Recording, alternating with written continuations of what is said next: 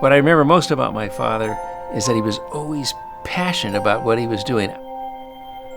He used to always tell me, if you have a goal out there, and if you're willing to work for it, one day it'll happen. It was his curiosity to try to understand how nature worked, how science worked.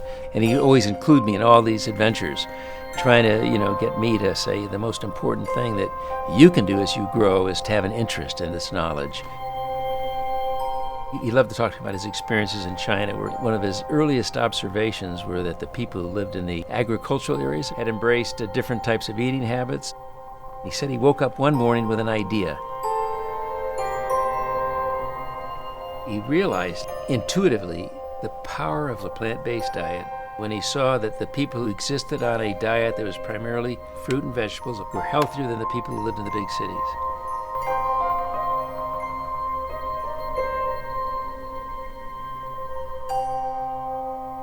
He theorized there must be hundreds, maybe thousands of important factors in a plant-based diet that were important in human nutrition. And he began to conceive of a supplement that you could make from plants that you could add back to the human diet. And then he came back to the United States in 1927, and 7 years later introduced Nutrilite into the marketplace.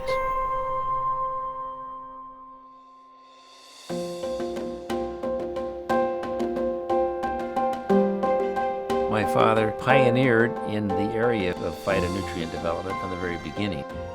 He was always working on experiments, trying to figure out ways to share it with other people.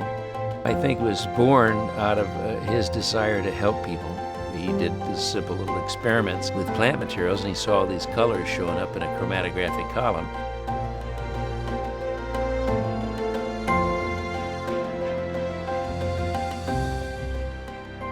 He used to tell me, one day the analytical methodology will enable us to determine what these colors that I see are and how they function, and once we know that, we'll be able to isolate them, be able to identify them, and we'll be able to more particularly determine what they're doing in human nutrition and human health.